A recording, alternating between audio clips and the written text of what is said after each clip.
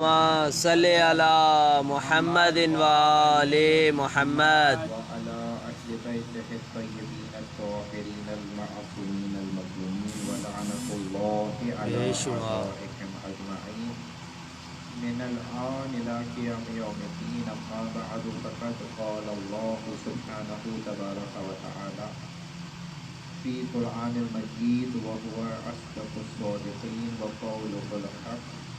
بسم الله الرحمن الرحيم. يا أيتها النفس المطمئنة ارجعي إلى ربك راضية مرضية. صلوات محمد وآل محمد. اللہم صلی علی محمد وآل محمد. پروردگار عالم کی عنایت کردہ توفیق سے اس امام بارگاہ جاگیر اکبر میں یہ پہلا اشرہ ہے اور بیوی نے نوکری قبول فرمائی ہے کہ میں اس اشرے سے آپ کے سامنے خطاب فرما رہا ہوں. بسم اللہ. اور ظاہر ہے کہ ہر اشرے کی پہلی تقریر تمہیدی تقریر ہوتی ہے، بے شک. اور کوشش یہ ہے کہ آج کی اس تقریر میں اپنا پیغام اور اپنا موضوع آپ حضرات کو بیان کیا جائے. جواب. دنیا بھر کا اصول یہ ہے کہ جیسے ہی محرم کا چاند نظر آتا ہے تو جہاں جہاں صاحب نفس انسان موجود ہیں وہ ذکر حسین کی تیاریاں کرتے ہیں، اور جس جس کے سینے میں دل دھڑکتا ہے وہ حسین حسین کرنے کے لیے آمادہ ہو جاتا ہے. اور یہی حسین کے کامیاب ہونے کی دلیل ہے کہ آج 1400 سال گزرنے کے باوجود بھی حسین کا نام لینے والے موجود ہیں. اور اگر آپ حضرات توجہات کے ساتھ سنیں تو یہی آپ حضرات کے سامنے بیان کرنے کے لیے اہمیت حسین پیغام کافی ہے کہ جہاں جہاں انسانیت کی آبادی موجود ہے وہاں وہاں حسین کا ذکر ہو رہا ہے. یعنی اگر میں یہ کہوں تو عجیب نہیں ہوگا کہ جہاں جہاں لا الہ الا اللہ پڑھا جاتا ہے وہاں وہاں حسین حسین کیا جاتا ہے. بے شک. اور اس کی وجہ یہ ہے کہ حسین وہ شخصیت ہیں کہ جنہوں نے اپنا سر دے کے اللہ کی وحدانیت کو بچایا ہے. لہذا جب تک اللہ کی وحدانیت باقی رہے گی حسین کا احسان باقی رہے گا. بے شک. اور جب تک حسین کا احسان باقی رہے گا اللہ سے یہ لازم ہے کہ اپنے احسان کا بدلہ ادا کرے. لہذا جب تک دنیا کے کسی کونے میں بھی کوئی لا الہ الا اللہ پڑھتا رہے گا حسین کی مجلس ہوتی رہے گی. اور عزیزان محترم، امام حسین نے اپنا سر یوں ہی نہیں دیا، امام حسین نے قربانی یوں ہی نہیں دی، بلکہ حسین کا مقصد بہت بڑا ہے، حسین کا پیغام بہت وسیع ہے. کیونکہ اس اشرے میں میرا موضوع پیغام حسین ہے، اور پیغام حسین کو سمجھنا بہت ضروری ہے. کربلا کی یاد تو سب مناتے ہیں لیکن ہر کوئی نہیں سمجھا کہ حسین کا مقصد کیا ہے، حسین کا پیغام کیا ہے. اور اگر اس بات کو ہم نے اس مجلس میں سے کسی ایک نے بھی سمجھا تو یہ عشرہ قبول ہوا، یہ مجلس قبول ہوئی. اگر کوئی ایک بھی حسین کا مقصد سمجھ کے اٹھے تو اس مجلس کا حق ادا ہو جائے. عزیزان محترم، اگر سننے کے لیے تیار ہیں، کیونکہ ذرا سی بات مشکل ہے اور موضوع بھی بڑا مشکل ہے، پیغام بسم حسین. اللہ. بسم اللہ. میں نے اس موضوع کو سمجھانے کے لیے قرآن مجید کی، کیونکہ وقت فجر بھی ہے اور حسین کا پیغام بھی سمجھانا ہے، قرآن مجید کی ایک آیہ مبارکہ کی تلاوت کا شرف حاصل کیا ہے جس میں اللہ یہ ارشاد فرما رہا ہے یا ایتھا النفس المطمئنہ ارجعی الی ربک راضیۃ مرضیہ.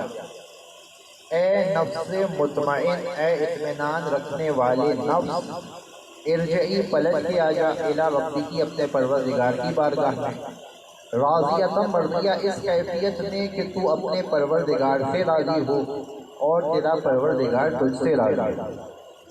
ہزاروں مرتبہ کی سنی ہوئی آیت ہے۔ قرآن مجید نفس مطمئن کو پلٹنے کا حکم دے رہا ہے، یعنی دنیا میں جتنے نفس ہیں سب مطمئن نہیں ہیں، کوئی خاص نفس ہے جو مطمئن ہے، وگرنہ جتنے نفس ہیں اس دنیا میں وہ مطمئن نہیں ہیں۔ یہ آیت بتا رہی ہے اگر ہر نفس مطمئن ہوتا تو ہر نفس کو قرآن بلا رہا ہوتا، لیکن قرآن ہر نفس کو نہیں بلا رہا، بلکہ نفس کے ساتھ ایک صفت لگائی، نفس مطمئن۔ جس نفس کو بلایا جا رہا ہے وہ اطمینان والا نفس ہے۔ تو کہیں تو قرآن مجید یہ کہہ رہا ہے کہ ہر انسان، ہر نفس مطمئن نہیں ہے، کہیں قرآن مجید یہ ارشاد فرما رہا ہے وَالْعَصْرِ إِنَّ الْإِنسَانَ لَفِي خُسْرٍ، وقت عصر کی قسم تمام انسان خسارے میں ہے۔ یعنی کہیں اللہ یہ بیان کر رہا ہے کہ ہر نفس مطمئن نہیں ہے، کہیں اللہ یہ بیان کر رہا ہے کہ ہر انسان خسارے سے باہر نہیں ہے۔ یعنی انسان کی کیفیت بیان کی جا رہی ہے کہ یہ انسان کس قدر مشکل حالات سے گزر رہا ہے، نہ یہ خسارے سے باہر ہے، نہ یہ اطمینان میں ہے، نہ اسے چین حاصل ہے، نہ اسے امان حاصل ہے، یہ دونوں چیزوں سے محروم ہے۔ عزیزان محترم، کیوں محروم ہے؟ اس لیے کہ یہ ہادی برحق سے محروم ہے، بے شک بے شک، یہ حسین سے محروم ہے، یہ پیغام حسین سے محروم ہے، یہ اللہ کی دی ہوئی ہدایت سے محروم ہے۔ اسی لیے نہ یہ امان پروردگار حاصل کر پا رہا ہے، نہ ہی یہ اطمینان حاصل کر پا رہا ہے۔ اگر انسان کو اطمینان چاہیے، اگر انسان کو اللہ کی امان چاہیے، اسے چاہیے کہ رہبر برحق کو تلاش کرے، ہادی برحق کو تلاش کرے۔ اگر یہاں تک بات پہنچی ہے تو میں بات کو ذرا سا مشکل کرنا چاہتا ہوں کہ مجھے اس سے فرق نہیں پڑتا کہ سننے والے کتنے ہیں، بسم اللہ بسم اللہ، کیونکہ سننے والا ایک بھی نہ ہو۔ ان آنکھوں سے جو ہم دیکھتے ہیں وہ دنیا اور ہے، بے شک، اور دل کی آنکھوں سے جو دکھائی دیتی ہے وہ دنیا اور ہے۔ واہ واہ واہ، ماشاء اور اللہ، ہمارا عقیدہ یہ ہے کہ جب فرش عزا بچھائی جاتی ہے تو کوئی آئے یا نہ آئے، حسین کی ماں آتی ہے، اور جب مادر حسین آ جائے تو مادر حسین کا یہ مقام ہے اس دنیا میں کہ وہ تنہا نہیں آتی، پھر حوریں بھی آتی ہیں، پھر ملائکہ بھی آتی ہیں، پھر انبیاء بھی آتے ہیں، پھر تمام ائمہ بھی آتے ہیں، اور جس فرش اعظم پہ عرش والی مخلوقات بیٹھی ہوں وہاں فرش والوں کی ضرورت نہیں ہوتی۔ درود بھیجیے گا محمد و آل محمد۔ اللہم صلی علی محمد و آل محمد۔ انسان کو اطمینان حاصل نہیں ہے، انسان کو امان حاصل نہیں ہے، اس کی وجہ یہ ہے کہ اس کے پاس ہادی نہیں ہے، اس کے پاس ہدایت دینے والا نہیں۔ عزیزو، اللہ نے قرآن مجید میں جہاں بھی ذکر کیا انسان کا، وہاں تنہا انسان کا ذکر نہیں کیا، اس لیے کہ انسان ادھورا ہے جب تک اس کے پاس اسے ہدایت دینے والا نہیں ہے۔ اب جو میں بات کر رہا ہوں نا کہ انسان خسارے میں ہے امام کے بغیر، انسان خسارے میں ہے رہبر کے بغیر، انسان خسارے میں ہے ہادی کے بغیر، انسان کو اطمینان حاصل نہیں ہے ہادی کے بغیر، تو اسے ثابت کرنا بھی تو چاہیے نا۔ فقط کہہ دینے سے تو کفایت نہیں ہوتی، بات کو ثابت بھی کرنا ضروری ہے۔ قرآن مجید میں اللہ نے سورہ یاسین میں ذکر کیا وَالشَّمْسُ تَجْرِی لِمُسْتَقَرٍّ لَہَا۔ اکثر حضرات بعد الفجر سورہ یاسین کی تلاوت فرماتے ہیں، وَالشَّمْسُ تَجْرِی لِمُسْتَقَرٍّ لَہَا ذَلِکَ تَقْدِیرُ الْعَزِیزِ الْحَکِیمِ وَالْقَمَرَ قَدَّرْنَاهُ مَنَازِلَ حَتَّىٰ عَتَاكَ الرُّجُوعُ الْقَدِيمُ۔ اللہ یہ ارشاد فرما رہا ہے کہ سورج کو ہم نے اس کے ایک دائرے میں قید کر دیا، اس کا ایک مستقر ہے، اس کا ایک دائرہ ہے، وہ اس سے باہر نہیں جاتا۔ سورج کی ایک حد ہے، وہ اسی حد میں رہتا ہے۔ یہ بات سمجھنے کی بات ہے۔ وَالشَّمْسُ تَجْرِی لِمُسْتَقَرٍّ لَہَا ذَلِکَ تَقْدِیرُ الْعَزِیزِ الْحَکِیمِ۔ یہ پروردگار کی معین کردہ تقدیر ہے۔ سورج کا مقدر یہ ہے کہ وہ اپنے مستقر میں رہے گا، اس سے باہر نہیں جائے گا۔ والقمر قدرناها منازل، اور چاند کے لیے ہم نے کچھ منزلیں اس کا مقدر بنا دی، وہ کبھی گھٹتا ہے تو کبھی بڑھتا ہے۔ چاند اس مقدر سے باہر نہیں جا سکتا، سورج اس مقدر سے باہر نہیں جا سکتا۔ اللہ نے سورہ یاسین میں یہ بیان کر دیا کہ پوری کائنات کے لیے ہم نے ایک مقدر بنایا ہے، ایک تقدیر بنائی ہے، اور یہ پوری کائنات اس تقدیر کے آگے مجبور ہے۔ اب اگر آپ غور کریں تو جتنی مخلوقات اس دنیا میں موجود ہیں سب اپنی تقدیر کے آگے موجود ہیں۔ ہوا مجبور ہے کہ اسے کب چلنا ہے کب نہیں چلنا، سورج مجبور ہے کہ اسے کہاں رہنا ہے کہاں نہیں رہنا، چاند مجبور ہے کہ اسے کب گھٹنا ہے کب بڑھنا ہے، ستارے مجبور ہیں انہیں کس مقام پہ ٹھہرنا ہے کب ٹوٹنا ہے، یہ دنیا مجبور ہے کہ اسے سورج کے گرد گھومنا ہے تو گھومنا ہے، یہ آسمان مجبور ہے، یہ شجر مجبور ہے، یہ حیوانات مجبور ہیں، اس لیے کہ ان سب کے لیے اللہ نے مقدر بنا دیا، ان سب کے لیے اللہ نے تقدیر بنا دی، یہ اس سے باہر نہیں جا سکتا۔ لیکن جو مخلوق انسان اللہ نے بنائی ہے یہ وہ مخلوق ہے کہ جس کا فقط اللہ نے مقدر نہیں بنایا، یہ مقدر بھی رکھتا ہے، یہ ہدایت بھی رکھتا ہے، یہ فقط مقدر لے کے نہیں آیا، یہ ہدایت بھی لے کے آیا ہے۔ چنانچہ اللہ نے سورہ دہر میں اس انسان کو مخاطب کر کے کہا کہ اِنَّا هَدَيْنَاهُ السَّبِيلَ إِمَّا شَاكِرًا وَإِمَّا كَفُورًا، ہم نے اس انسان کو راہ حق کی ہدایت کر دی، اِمَّا شَاكِرًا وَإِمَّا كَفُورًا، اب یہ اس کے اختیار پر ہے، چاہے تو قبول کرے اور چاہے تو قبول نہ کرے۔ عزیزوں، سورج صاحب اختیار نہیں ہے کہ وہ مستقر میں رہے یا نہ رہے، چاند صاحب اختیار نہیں ہے کہ وہ مرضی سے گھٹے یا نہ گھٹے، لیکن انسان فقط مقدر نہیں رکھتا، یہ اختیار بھی رکھتا ہے۔ اللہ نے اسے ہدایت چاہے تو قبول کرو چاہے تو قبول نہ کرو۔ کہیں سورہ بلد میں اللہ نے ارشاد فرمایا أَلَمْ نَجْعَلْ لَهُ عَيْنَيْنِ لِسَانًا وَشَفَتَيْنِ وَهَدَيْنَاهُ النَّجْدَيْنِ، کیا ہم نے تمہیں آنکھیں نہیں دی، کیا ہم نے تمہیں لب عنایت نہیں دی، تم آنکھوں سے دیکھتے بھی ہو سنتے بھی ہو، وَهَدَيْنَاهُ النَّجْدَيْنِ، اور ہم نے تمہیں دونوں راستوں کی ہدایت کر دی۔ یعنی انسان فقط مقدر لے کے نہیں آیا، انسان ہدایت بھی لے کے آیا۔ عزیزان محترم، انسان اختیار بھی لے کے آیا، اسے اللہ نے مجبور نہیں بنایا۔ اگر سننا چاہ رہے ہیں تو بسم اللہ بسم اللہ، یہ صرف مقدر لے کے نہیں آیا، یہ ہدایت بھی لے کے آیا ہے۔ تو پہلا فرق روشن ہوا حیوان میں اور انسان میں، پوری کائنات میں اور انسان میں۔ ساری کائنات کے لیے صرف مقدر ہے، انسان کے لیے مقدر کے ساتھ ہدایت۔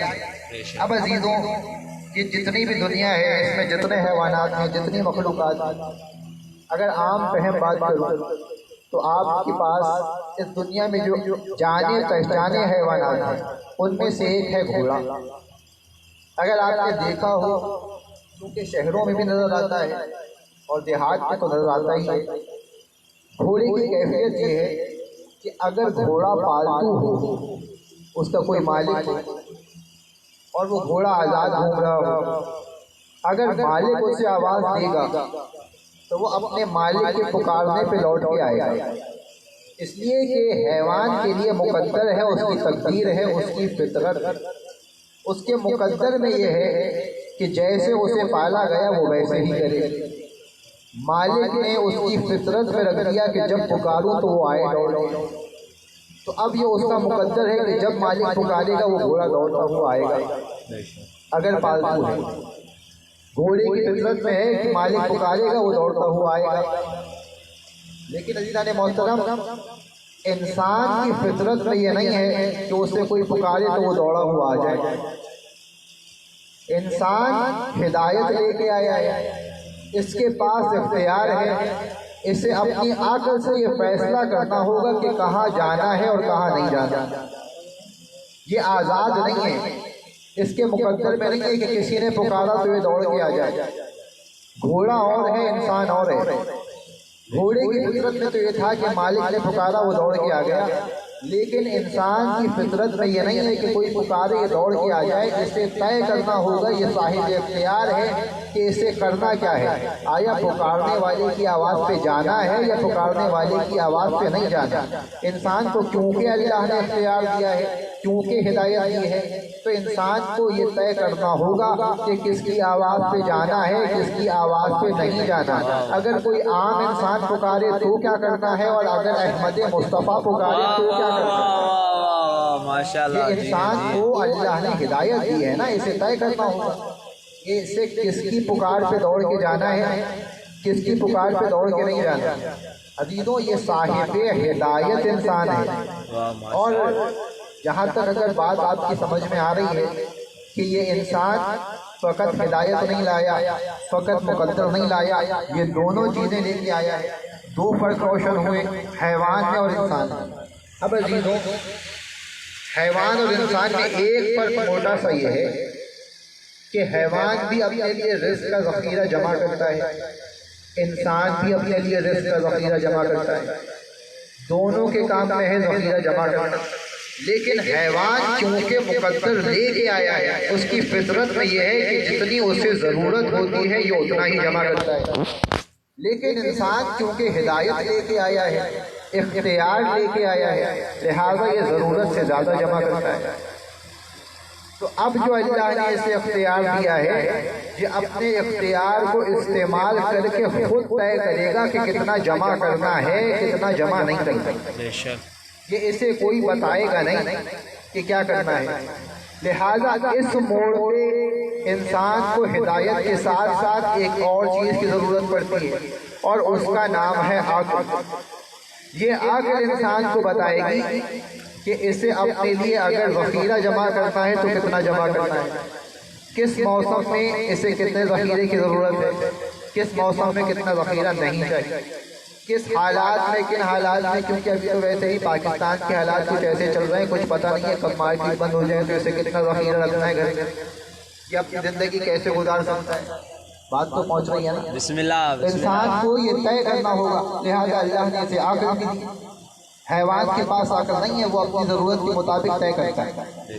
جتنی اس کی عقل ہے, جتنا اس کا ذہن کام کرتا ہے, وہ اسی کے مطابق اپنے رزق کا ذخیرہ جمع کرتا ہے. بہت سے حیوانات جو پوری سردیوں میں اپنے گھروں سے نہیں نکلتے, وہ سردیوں کا اناج جمع کر لیتے. جو حیوان ساری گرمی میں اپنا گزارا دن میں نہیں کرتے, دن میں سوتے رہتے ہیں, وہ اپنا دن کا گزارا رات کو کر کے سوتے ہیں. لیکن انسان ہدایت بھی لایا ہے, انسان مقدر بھی لایا ہے, انسان صاحب عقل بھی ہے. لہٰذا یہ خود طے کرتا ہے کہ میں نے کتنا ذخیرہ جمع کرنا ہے, کتنا ذخیرہ جمع نہیں کرنا. تین فرق واضح ہو گئے انسان میں اور حیوان میں. حیوان صرف مقدر والا, انسان فقط مقدر والا نہیں, ہدایت والا. حیوان فقط مقدر والا, انسان فقط ہدایت والا نہیں بلکہ صاحب عقل بھی. اب عزیزوں, یہاں تک بات پہنچی کہ انسان میں تین چیزیں ہیں, ہدایت بھی ہے, ہدایت بھی ہے, مقدر بھی ہے, اور عقل بھی. اگر یہاں تک بات طے ہو گئی تو انسان تو ماشاءاللہ مکمل ہو گیا, یہ ہر چیز کے قابل ہو گیا. جب یہ ہر چیز کے قابل ہو گیا تو پھر یہ انسان کسی کی جانے محتاج نہیں ہونا چاہیے. لیکن کیونکہ انسان یہ گمان نہ کر لے کہ یہ کسی کی جانے محتاج نہیں ہے, اللہ نے اسے اور مشکلات سے دوچار کیا. اب میں آپ سے سوال کرنا چاہتا ہوں, آپ ہی مجھے بتائیے کہ یہ جو غصہ ہے انسان کی فطرت میں ہے, کیا یہ غصہ اچھی چیز ہے یا بری چیز ہے؟ ہر کوئی فوراً سے جواب دے دے گا کہ یہ غصہ بری چیز ہے. اگر بری چیز ہے تو اللہ نے رکھا کیوں ہے؟ بھئی اللہ نے تو کچھ برا بنایا ہی نہیں. جو برا خلق کرے وہ خالق کیسا؟ یہ تو یہودیوں کا عقیدہ ہے کہ برائی کا خالق اور ہے اور اچھائی کا خالق اور ہے.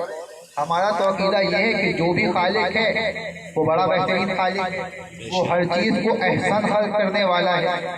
تو جب اللہ نے خلق کیا ہے تو عبث تو خلق نہیں کیا. اس غصے کا بھی کوئی کام ہے, لیکن آپ نے پٹ سے جواب دے دیا کہ غصہ تو اچھی چیز نہیں ہے. تو اب یہ خلق کیا تو کیوں کیا؟ عزیزوں, مقصد غصہ یہ ہے کہ آپ ہی خود سوچئے کہ اگر یہ غصہ نہیں ہوتا تو جب کبھی آپ کی عزت سے بات آتی آپ کی کیفیت کیا ہوتی؟ بھئی یہ غصہ ہے تو غیرت جاگتی ہے، واہ واہ، یہ غصہ ہے تو لڑنے کا شوق پیدا ہوتا ہے، یہ غصہ ہے تو دفاع کرنے کی ہمت حاصل ہوتی ہے۔ واہ واہ، ماشاء اگر یہ غصہ ہی نہ ہوتا تو انسان کیا کرتا؟ اسی لیے اللہ نے غصہ پیدا کیا کہ انسان میں غصہ ہونا چاہیے۔ یہ غصہ انسان کو لڑنے کی طاقت دیتا ہے، یہ غصہ انسان کو دفاع کرنے کی طاقت دیتا ہے۔ تو عزیزوں غصہ بھی دے دیا اللہ نے، عافیت بھی دے دیا اللہ نے، ہدایت بھی دے دی اللہ نے، مقدر بھی دے دیا اللہ نے۔ اب عزیزان محترم، انسان کو اس غصے کے ساتھ یہ طے کرنا ہے کہ اسے غصہ کب کرنا ہے کب نہیں کرنا، کس مقام پہ غصہ دکھانا ہے کس مقام پہ غصہ نہیں دکھانا، کس کے سامنے غصہ کرنا ہے کس کے سامنے نہیں کرنا، یہ خود آپ کو طے کرنا ہے۔ اللہ نے آپ کو عنایت تو کیا ہے لیکن طے کرنے کا اختیار بھی دیا ہے، یہ طے تم خود کرو کہ غصہ کہاں کریں کہاں نہ کریں۔ تو اب عزیزان محترم جائیے آپ طے کر لیجیے کہ غصہ کہاں کریں اور کہاں نہ کریں۔ بھئی آخر دی ہے نا اللہ نے، تو آپ یہ خود طے کر لیجیے، لیکن عزیزان محترم آپ یہ خود طے نہیں کر سکتے کہ غصہ کہاں کرنا ہے اور کہاں نہیں کرنا، اس لیے کہ یہ غصہ طے کرے گی عقل کہ کہاں کرنا ہے اور کہاں نہیں، لیکن عقل طے نہیں کر سکتی، اس لیے کہ جب غصہ آتا ہے تو عقل زائل ہو جاتی ہے۔ تو عقل یہ طے نہیں کر سکتی کہ غصہ کہاں کرنا ہے کہاں نہیں کرنا، اس لیے کہ عقل خود غصے کے زیر اثر ہے۔ معلوم یہ ہوا جب غصہ آیا عقل ظاہر ہو گئی، جب عقل ہی ظاہر ہو گئی تو انسان طے کیسے کرے گا کہ غصہ مجھے کہاں کرنا ہے کہاں نہیں کرنا۔ معلوم یہ ہوا مقدر رکھتا ہے پھر بھی محتاج ہے، ہدایت رکھتا ہے پھر بھی محتاج ہے، عقل رکھتا ہے پھر بھی محتاج ہے۔ صاحب عقل مکمل نہیں ہے، صاحب ہدایت مکمل نہیں ہے، صاحب مقدر مکمل نہیں ہے، اس لیے کہ یہ کچھ بھی کر لے یہ اپنے آپ کے فیصلے خود طے نہیں کر سکتا، تو جب یہ خود طے نہیں کر سکتا لہٰذا یہ محتاج ہے، اور جب یہ محتاج ہے تو اللہ نے بتایا جب تم خود طے نہیں کر سکتے اور جہاں آ کے تم پھنس جاؤ تو پھر اس کے بعد رخ کرنا کسی ایسے کی جانب جو تمہیں بتائے گا کہ کرنا کیا ہے۔ لہذا اللہ نے آواز دی هو الذی بعث فی الامیین رسولا منہم یتلو علیہم آیاتہ ویزکیہم ویعلمہم الکتاب والحکمہ، اللہ نے تم ہی میں سے ایک رسول مبعوث کیا ہے۔ جب کسی موقع پہ تم طے نہ کر پاؤ کہ تمہیں کرنا کیا ہے تو میرے محمد کے پاس چلے جانا، وہ بتائے گا کہ کرنا کیا ہے۔ جو انسان اپنے غصے کے فیصلے خود نہیں کر سکتا، جو انسان اپنی ذات کے فیصلے خود نہیں کر سکتا، وہ پوری امت کے فیصلے خود کیسے کر سکتا ہے؟ جو یہی اختیار نہیں رکھتا کہ اسے غصہ کہاں کرنا ہے اور کہاں نہیں کرنا، جو یہی طے نہیں کر سکتا کہ اپنی آواز کو کس کے آگے بلند کرنا ہے کہاں بلند نہیں کرنا، جو یہی طے نہیں کر سکتا کہ کس جنس پہ ہاتھ اٹھانا ہے کس جنس پہ ہاتھ نہیں اٹھانا، وہ انسان امت کے فیصلے کیسے کر سکتا ہے؟ اللہ نے کہا جاؤ محمد کے پاس، وہ بتائے گا کہ کرنا کیا ہے۔ تو کہا ہم نے رسول مبعوث کیا جو تم ہی میں سے، یزکیہم، وہ سب سے پہلے کیا کرے گا؟ تمہارے نفسوں کا تزکیہ کرے گا۔ مجھے معلوم ہے کہ فجر کا وقت ہے، صبح کا وقت ہے، تو مجھے آپ لوگوں سے داد نہیں چاہیے، مجھے بس یہ چاہیے کہ آپ سنتے رہیں اور سمجھتے رہیں۔ بسم اللہ۔ سب سے پہلے تو محمد تمہارا تزکیہ کرے گا، تمہارے نفسوں کو پاک کرے گا۔ وَيُعَلِّمُهُمُ الْكِتَابَ وَالْحِکْمَةَ، جب تم پاک ہو جاؤ گے تو تمہیں کتاب کا علم بھی دے گا اور حکمت پروردگار کا علم بھی دے گا۔ عزیزوں علم حکمت اور علم کتاب پاک ہونے کے بعد ہے، پہلے نہیں۔ کتاب کا علم کب آئے گا؟ جب وجود پاک ہوگا۔ حکمت کا علم کب آئے گا؟ جب وجود پاک ہوگا۔ دنیا ہم سے یہ پوچھتی ہے کہ مجلس سے پہلے یہ حدیث قصہ کی تلاوت کیوں کرتے ہو؟ عزیزوں مجلس ہے ذکر قرآن، ذکر حکمت، اور حدیث قصہ ہے ذکر طہارت۔ ہم مجلس کا آغاز کرتے ہیں تو سامعین کے دلوں کو پاک کرتے ہیں، اور جب فرش اعلیٰ پہ بیٹھے ہوئے لوگوں کے سامنے مجلس پڑھتے ہیں تو علم قرآن بھی دیتے ہیں، علم حکمت بھی دیتے ہیں، اور یہ عین قرآن کی طرز پر ہے۔ کب؟ پہلے تو تمہارے نفسوں کو پاک کرے گا، پھر قرآن و حکمت کی تعلیم دے گا۔ وَيُعَلِّمُهُمُ الْكِتَابَ وَالْحِکْمَةَ۔ تو تین کام ہوئے نبی کے، یہ تمہارے نفسوں کو پاک کرے گا، یہ تمہیں علم کتاب دے گا، یہ تمہیں علم حکمت دے گا۔ تین ہی کام ہے نا نبی کے۔ اب قرآن مجید کو آپ جائیے پڑھیے، تلاوت کیجیے سورہ جمعہ کی، اس میں یہ آیت موجود ہے، کتنی ہی بار پڑھیے، نبی کے کام کل تین ہیں۔ نبی کو مبعوث تین کاموں کے لیے کیا گیا، یہ تمہارے نفسوں کو پاک کرے گا، یہ تمہیں حکمت کی تعلیم دے گا، یہ تمہیں قرآن کی تعلیم دے گا۔ ان تین کاموں کے علاوہ نبی کا کوئی چوتھا کام نہیں ہے۔ قرآن کی آیت کے مطابق، اللہ کے پیغام کے مطابق، رحمان کے فرمان کے مطابق نبی کے کام کل تین ہیں۔ یعنی نبی اب جو بھی کریں گے ان تین کاموں سے خارج نہیں ہوگا، یا نفسوں کا تزکیہ ہوگا، یا قرآن کی تلاوت ہوگا، یا حکمت پروردگار ہوگا۔ ان تینوں کاموں سے نبی کا کوئی فعل خارج نہیں ہو سکتا، یا تزکیہ ہے، یا تعلیم ہے، یا حکمت ہے۔ ان تینوں سے خارج نبی کا کام نہیں ہو سکتا۔ اب اگر بیٹی کو دیکھ کے محمد کھڑے ہو جائیں، یا تعلیم ہے، یا تزکیہ ہے، یا حکمت ہے۔ اگر علی کو کاندھوں پہ بلند کر لیں، یا تعلیم ہے، یا تزکیہ ہے، یا حکمت ہے۔ اگر عید کے روز حسین کے لیے ناکا بن جائے تو نانا کی نوازوں سے محبت نہیں ہے، یا یہ تزکیہ ہے، یا یہ تعلیم ہے، یا یہ حکمت ہے۔ ماشاءاللہ، واہ جی۔ کئی محمد مصطفیٰ ہیں جنہیں ہم نے مضبوط کیا، چونکہ تم اکیلے کافی نہیں ہو۔ یہیں سے بات کو لے کے چلا تھا اور یہیں تک آپ کو لے کے آنا تھا۔ انسان محتاج ہے کسی ہادی کی جانب۔ یہ آج کے زمانے میں جو مطمئن نہیں ہے، یہ آج کے زمانے میں جو صاحب اطمینان نہیں ہے، اس کی وجہ یہ ہے کہ آج کے محمد کو چھوڑ کے بیٹھا ہوا ہے۔ لہذا قرآن مجید یہ بتا رہا ہے کہ تم ابھی تک محتاج ہو محمد مصطفیٰ کی جانب، تم ابھی تک محتاج ہو ہادی کی جانب۔ جب 1400 سال پہلے انسان ہادی کے بغیر، صاحب اختیار ہونے کے باوجود، صاحب عقل ہونے کے باوجود کامل نہیں تھا، تو 1400 سال بعد کا انسان بغیر محمد مصطفیٰ کامل کیسے ہو سکتا ہے؟ کہ جاؤ محمد کے پاس، وہ تمہیں پاک کرے، وہ تمہیں تعلیم دے، وہ تمہیں حکمت سکھائے۔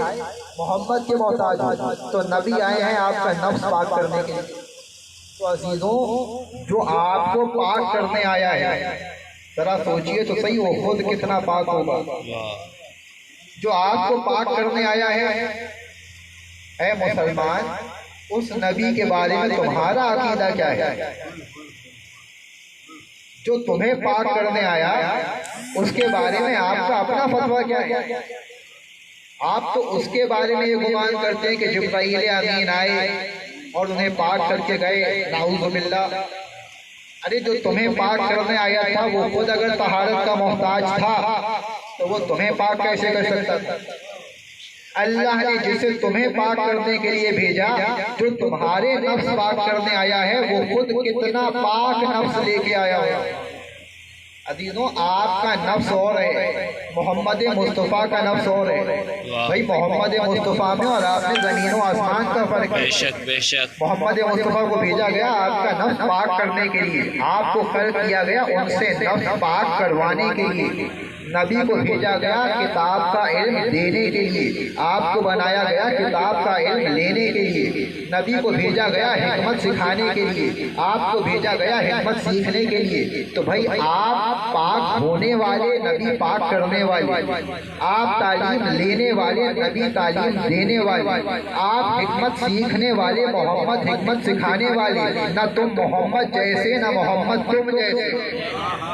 زمین و آسمان کا فرق ہے۔ آپ محتاج طہارت ہیں، وہ مالک طہارت ہے، وہ عین طہارت ہے۔ اور عزیزوں، یہ فقط تفاضی نہیں ہے، جو آپ کے نفس پاک کرنے آیا ہے وہ بذات خود کتنے پاک نفس کا مالک ہوگا میں ثابت نہ کروں تو پھر ذاکر حسین کیسا۔ عزیزان محترم، یہاں جتنے لوگ دنیا میں موجود ہیں آج سے 1400 سال پہلے تک اور اس سے پہلے آدم تک اور آدم سے قیامت تک جتنے انسان آئیں گے سب ایک نفس لے کے آتے ہیں۔ ہر انسان کا ایک نفس ہے۔ میں بیٹھا ہوں، میرے اندر ایک نفس ہے، آپ سن رہے ہیں، آپ سب کے اندر ایک نفس ہے، لیکن واحد میرا نبی ہے جو دو نفس رکھتا ہے، ایک جسم کے اندر اور ایک جسم سے باہر۔ جو جسم کے اندر ہے وہ ہے محمد، جو جسم سے باہر ہے وہ ہے علی۔ واہ واہ واہ ماشاءاللہ۔ محمد کا ایک نفس نہیں ہے، محمد کے دو نفس ہیں، ایک جسم کے اندر موجود ہے، ایک جسم سے باہر موجود ہے۔ لیکن عزیزان محترم، علی کا اپنا نفس بھی تو ہے بھائی، نبی کے تو دو نفس ہو گئے، خود ذات علی نبی کا نفس، اور نبی کے اندر جو نفس ہے وہ بھی نبی کا نفس، تو جو علی کا اپنا نفس ہے وہ کہا جائے گا؟ لمحہ فکریہ ہے نا کہ علی کا اپنا نفس کہاں ہے؟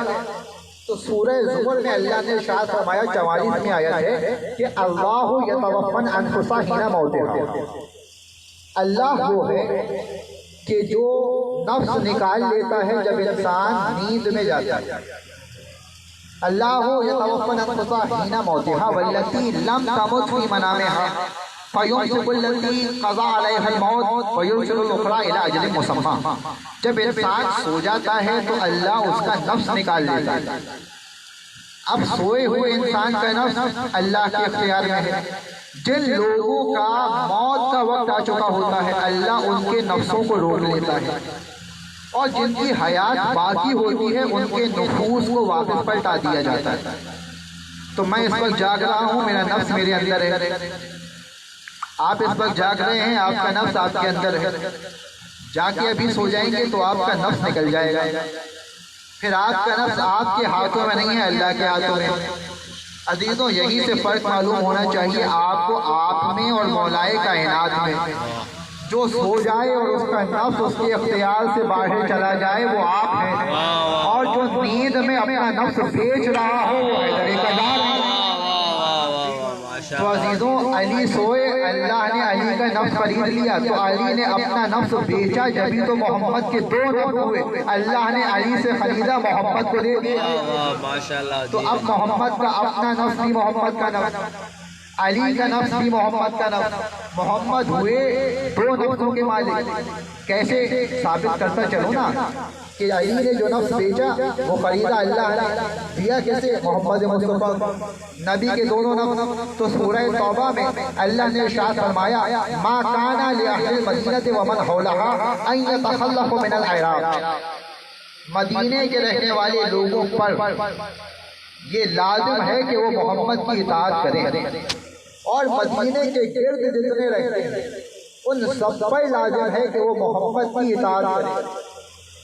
ما کان لأہل المدینہ ومن حولہا من الاعراب ان یتخلفوا عن رسول اللہ ولا یرغبوا بانفسہم عن نفسہ، تم پہ لازم ہے محمد کی اطاعت کرو، محمد کے مخالف نہ جانا، اور خبردار محمد کی بھی اطاعت کرنا، محمد کے نفس کی بھی اطاعت کرنا۔ گھروں پہ جائیے گا تو قرآن مجید پڑھ کے دیکھ لیجیے گا بھائی، جب کہہ دیا کہ محمد کی اطاعت کرنا تو یہ کہنے کی ضرورت کیا ہے کہ محمد کے نفس کی بھی اطاعت کرنا۔ بھائی اگر میں یہ کہتا ہوں کہ آپ میری تقریر سنیں تو پھر میں یہ کیوں کہوں گا کہ میرے نفس کی بھی سنیں؟ بھائی جو میں ہوں وہی میرا نفس ہے۔ عزیزوں، اگر میں کہہ رہا ہوں کہ میری تقریر سنو اور میرے نفس کی بھی سنو، اس کا مطلب یہ ہے میں اور ہوں، میرا نفس اور ہے۔ اللہ یہ کہہ رہا ہے محمد کی اطاعت کرنا تم پہ واجب ہے، اور محمد کے نفس کی اطاعت بھی واجب ہے۔ اس کا مطلب یہ ہے وجود محمد الگ ہے، نفس محمد الگ ہے۔ جو وجود محمد میں نفس ہے اسے تم نے محمد کے نام سے پہچانا ہے، جو نفس محمد ہے اسے علی کے نام سے پہچانا طے ہوا۔ تو عزیزوں، محمد کا اپنا نفس بھی آپ کے لیے حاجی، محمد کا خارجی نفس بھی آپ کے لیے حاجی، جو بدن سے خارج، دین سے خارج نہیں۔ ہاں، کیونکہ ہمارے یہاں تو خارجی کو دین سے خارج والا خارجی سمجھتے ہیں نا، خارجی کا بذات خود مطلب تو یہ ہے کہ جو باہر والا ہو۔ تو عزیزوں کا نفس محمد کی بھی اطاعت کرو، اور محمد کے باہر جو نفس ہے اس کی بھی اطاعت کرو۔ عزیزان محترم، دونوں کی اطاعت کو واجب کیا گیا، نبی کی بھی ماننی ہے، علی کی بھی ماننی ہے۔ معلوم یہ ہوا فقط نبی کو نہیں ماننا، فقط علی کو نہیں ماننا، پیغام شیعہ سنی دونوں کے لیے۔ وہ جو اپنے آپ کو سنی کہتا ہے فقط نبی کو نہ مانے، نبی کی بھی مانے۔ جو خود کو شیعہ کہتا ہے فقط علی کو نہیں مانے، علی کی بھی مانے۔ کہ تم پہ واجب ہے نفس نبی کی بھی اطاعت کرو، نبی کی بھی اطاعت کرو۔ یہ دونوں چیزیں سمجھ میں آ گئی۔ اللہ نے ذکر کیا سورہ توبہ میں نبی کا اور نبی کے نفس کا۔ اگر ذرا سی رحمت اور کریں تو آگے بات کو مزید ثابت کرتا چلو سورہ نساء قرآن مجید میں اللہ نے پھر ایک اور بار ارشاد فرمایا، اے حبیب فقاتل فی سبیلہ ولا تکلف الا نفسک، اللہ کی راہ میں جہاد کرنا تم پہ واجب ہے۔ اے حبیب اللہ کی راہ میں جہاد کرو، ولا تکلف الا نفسک، اور یہ جہاد کی تکلیف حبیب یا تم کرنا یا تمہارا نفس کرے۔ بات پہنچ رہی ہے یا نہیں؟ بسم اللہ بسم اللہ۔ حبیب لا تکلف الا نفسک، جہاد تم پہ واجب ہے، اور یہ جہاد کی تکلیف یا تم کرنا یا تمہارا نفس کرے۔ اگر قرآن میں آیت نہ ہو تو کل سے مجھے پڑھنے نہ دیجیے گا، ورنہ جا کے ترجمہ دیکھ لیجیے گا۔ اللہ یہ حکم دے رہا ہے نبی کو کہ جہاد تم پہ واجب ہے، جہاد یا تم کرو یا تمہارا نفس کرے۔ عزیزوں حکم ہی اللہ نے نبی کو دیا ہے اور نفس کے ساتھ دیا ہے، جہاد کا حکم ہی دو ہے، تو ہمیں ضرورت ہی کیا ہے غیروں سے شکوہ کرنے کی؟ بھئی اللہ نے واجب ہی روپے کیا تھا اس لیے کہ اللہ کو بھی معلوم تھا ٹیکے گا کون اور بھاگے گا کون۔ کہا ہے حبیب فقاتل فی سبیلہ، اللہ کی راہ میں جہاد کرو، ولا تکلف الا نفسک، اور تکلیف جہاد یا تم کرنا یا تمہارا نفس کرے۔ جہاد واجب کیا حبیب تم پر یا تمہارے نفس پر، یا تو حبیب لڑے یا نفس حبیب لڑے، تو حبیب تو رحمت ہے کبھی لڑیں گے نہیں۔ اس کا مطلب یہ ہے کہ اب جو بھی لڑے گا وہ نفس رسول ہوگا، اب جو بھی قدم جما کے لڑے گا وہ نفس رسول ہوگا۔ تو مولا کائنات نے نہج البلاغہ میں ارشاد فرمایا اذا مر الذئب وحزم الناس، جب گھمسان کی لڑائی ہوئی تھی، جب نیزوں میں نیزے گھس رہے ہوتے تھے اور تلواروں سے تلواریں ٹکرا رہی ہوتی تھی اور میدان میں گرد ہو رہی ہوتی تھی اور تلواروں کے ٹکرانے سے چنگاریاں نکل رہی ہوتی تھی، جب ایسی کیفیت ہو جاتی تھی قدما اہل بیتہ وبکا بہم اصحابہ حضرت سیوب والسنہ، جب ایسی کیفیت ہوتی تھی تو نبی میدان جنگ میں مجھے آگے کر دیتے تھے، اپنے اصحاب کو پیچھے بلا دیتے تھے۔ عزیزان محترم قرآن کی آیت کی تفسیر مولا کائنات کی روایت سے کر رہا ہوں کہ جب گھمسان کی لڑائی ہوئی تو نبی مجھے آگے کر دیتے تھے، اصحاب کو واپس بلا لیتے تھے، اس لیے کہ اصحاب زیادہ پیارے ہیں، اس لیے کہ اصحاب زیادہ پیارے ہیں، اور انسان اپنے پیاروں کو بچاتا ہے۔ نبی نے اپنے پیاروں کو بچایا، کہا علی قربان ہوتے ہیں تو ہو جائیں، میرے پیارے قربان نہ ہو، میرے صحابہ بچ جائیں، کا قدمہ اہل بیتہ وبکا بہم اصحابہ، اس لیے کہ اپنا تو انسان قربان کر سکتا ہے، پرائے قربان نہیں کر سکتا۔ میں نے تو پوری بات علی فرما رہے ہیں کہ اصحاب کو بلا لیتے تھے، ہمیں آگے کر دیتے تھے، ہم قربان سے ہو جائیں، نبی کو قبول ہے، اصحاب کی قربانی قبول نہیں ہے۔ گھمسان کی لڑائی میں بارہا علی کو آگے کرتے تھے، اس لیے کہ حکم جہاد ہی دو تھا، یا محمد لڑے یا نفس محمد لڑے، لہذا وجوب ادا کرنے کے لیے یا محمد کا لڑنا ضروری تھا یا علی کا لڑنا ضروری تھا۔ تو گھمسان کی لڑائی میں محمد نے تلوار تو نہیں اٹھائی لیکن کبھی علی کو واپس نہیں بلایا، علی جاؤ اور جہاد کرو۔ تو عزیزوں مولا کائنات کو ہمیشہ آگے رکھتے تھے کہ علی جاؤ تو لڑو، علی جاؤ تو لڑو۔ تو یہ تو مولا کائنات کا جملہ تھا نا کہ اصحاب کو واپس بلاتے تھے، مجھے پیش کرتے تھے کہ علی جاتا ہے تو جائے، اصحاب بچ جائیں۔ تو ایک جملہ علی کا سنا آپ نے، ایک جملہ علی والے کا سن لیجئے۔ علی کو آگے کرتے تھے کہ علی قربان ہوتے ہیں تو ہو جائیں، اصحاب بچ جائیں۔ میں پوچھوں یا رسول اللہ، جیسے علی ہے ویسے ہی اصحاب ہیں، آنے والے مسلمان کہیں گے کوئی فرق نہیں ہے، سب برابر ہے، تو آپ فرق کیوں ڈال رہے ہیں کہ علی کو آگے کر رہے ہیں، صحابہ کو واپس بلا رہے ہیں؟ یا رسول اللہ وجہ کیا ہے؟ نبی جانتے ہیں وجہ کیا ہے، نبی مجھے بتلاتے ہوئے کہہ رہے ہیں ارے اے حقیر اے احمق تجھے معلوم نہیں ہے، وجہ یہ ہے میں علی کو آگے اس لیے کر رہا ہوں کہ مجھے علی والوں کا ضرب بھی معلوم ہے، مجھے غیروں کا ضرب بھی معلوم ہے۔ علی قربان ہو جائیں گے کل کو کوئی احسان نہیں جتائے گا، یہ قربان ہو جائیں گے نسل کہیں گی دین اسلام کو ہمارے باپ دادا نے بچایا تھا۔ درود بھیجیے محمد محمد وآل محمد۔ اللہم صلی علی محمد وآل محمد۔ عزیزان محترم، دین کا دفاع یا نبی کریں گے یا نبی والا کرے گا، بے شک بے شک یا نفس نبی کرے گا۔ بے شک۔ لہذا جب دین پہ خطرہ آیا تو وہی نکلا جو نفس نبی تھا، وہی نکلا کہ جس سے حکم، وہی نکلا کہ جس سے واجب تھا۔ عزیزوں، آج پہلی محرم ہے، اب اپنے گھروں سے نکل کے آئے ہیں، خدا کو کوئی غم نہ دے سوائے غم محمد والے محمد کی۔ اب آج سے 2.25 مہینے ہمارا کام فقط گریا ہے۔ وہ مقصد جو حسین لے کے مدینے سے روانہ ہوئے تھے، وہ مقصد اب ہماری شانوں پر ہے۔ اب ہمیں ہجرت کر کے کسی دوسرے شہر میں جانا، فقط گھروں سے نکلنا ہے۔ حسین نے کام بہت آسان کر دیا۔ اب فقط ذکر حسین کرنا ہے، اسلام زندہ رہے گا۔ اب فقط آنکھوں سے آنسو بہانے ہیں، اسلام زندہ رہے گا۔ لیکن حسین کا کام آسان نہیں تھا۔ عزیزوں، آپ بھی اپنے گھروں سے نکل کے فرش عزا پہ آئے ہیں۔ مجھے بس ایک چھوٹا سا جملہ کہنا ہے اور آپ کی آنکھوں سے بہتا ہوا آنسو شہزادی قبول فرمائیں، میں آپ سے اجازت لے لوں۔ اگر کسی کو گھر سے نکل کے سفر پہ جانا ہو، اگر تھوڑے دنوں کے لیے جانا ہو نا، وہ بڑا پریشان ہوتا ہے، اس لیے کہ ایک تو سامان سفر کی بڑی پریشانی ہوتی ہے، اور دوسرا پرائے شہر میں جانے سے پہلے انسان بڑا پریشان ہوتا ہے۔ وہاں کوئی جانا پہچانا نہیں ہے، نہ جانے وہاں زندگی کیسے گزرے گی۔ اور اگر سفر پہ جاتے ہوئے ساتھ میں پورا گھرانہ ہو، جس میں چھوٹے چھوٹے بچے ہو، جس میں مائیں بہنیں ہوں، تو پریشانی بڑھ جاتی ہے، انسان مزید پریشان ہو جاتا ہے کہ ایسے عالم میں ان سب کو لے کے کہاں جاؤں۔ اور عزیزوں، اگر شہر انجان ہو اور دشمنوں کا ہو تو اس پریشانی میں کتنا اضافہ ہو جائے گا، یہ آپ خود تصور کر لیجیے۔ حسین نے جس کیفیت میں مدینہ چھوڑا ہے، وہ کوئی آسان کیفیت نہیں تھی۔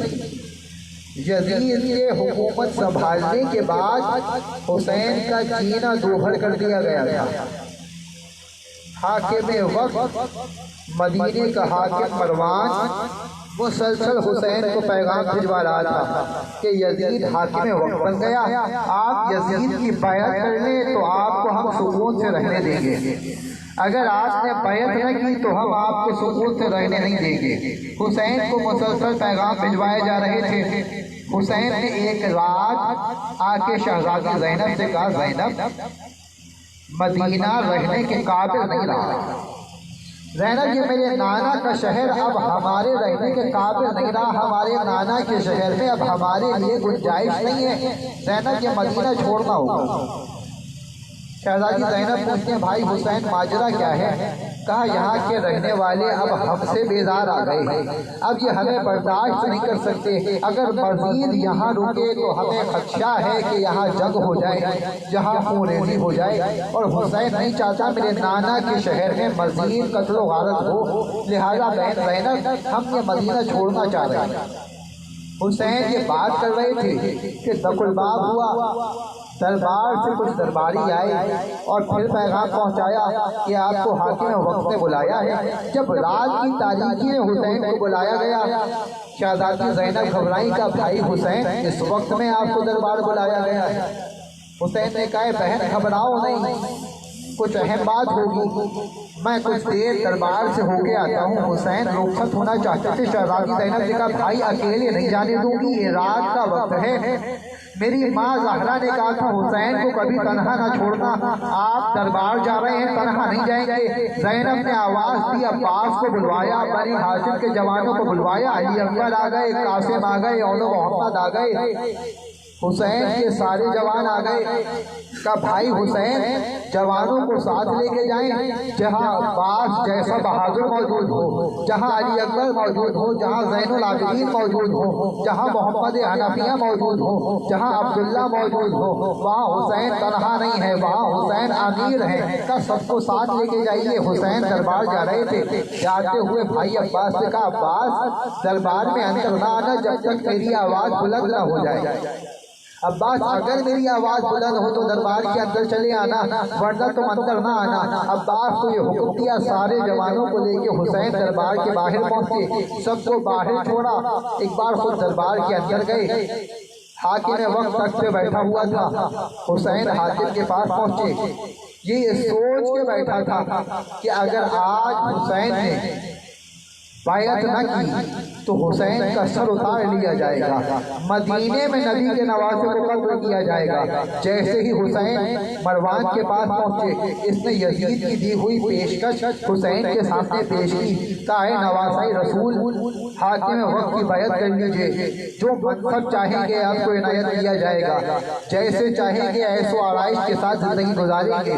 لیکن حسین نے ایک جملہ کہہ کے پیشکش کو ٹھکرا دیا، کہ مجھ جیسا تو جیسے کی بیعت نہیں کر سکتا، اپنے حاکم کو پیغام پہنچا دینا، نبی کا نواسا تیری بیعت نہیں کر سکتا، یہ کہنا تھا۔ ایک بار مروان کے کانوں میں اس کے وزیر نے کہا موقع اچھا ہے، رات کی تاریکی ہے، حسین تنہا ہے، دربار تیرا ہے، اسی وقت حسین کا سر اتار لیا جائے۔ یہ آواز حسین کے کانوں میں آ گئی، حسین نے جلد کے جواب دیا، آواز بلند ہو گئی۔ حسین کی آواز کا بلند ہونا تھا، بنی ہاشم کے جتنے جوان دربار کے باہر کھڑے تھے اپنی تلواریں نیام سے کھینچی دربار کے اندر داخل ہوئے۔ کہا ایسا بھی کیا ہوا کہ مدینے میں ہمارے آقا و مولا کی آواز بلند ہو گئی؟ عزیزوں، یہ مدینہ ہے جہاں حسین اتنے امیر ہیں کہ حسین کی آواز بلند ہو جائے تو عباس تلوار لے کے حاضر ہو جائے، اکبر تلوار لے کے حاضر ہو جائے، عبداللہ تلوار لے کے حاضر ہو جائے۔ بنی ہاشم کے جوان حسین کی بلند آواز برداشت نہیں کر سکتے، اور ایک کربلا ہوگی کہ جہاں حسین اتنے غریب ہو جائیں گے کہ میدان کربلا میں پکار کے کہیں گے کوئی ہے جو میری مدد کو آئے، اور کوئی حسین کی مدد کرنے والا نہ ہوگا۔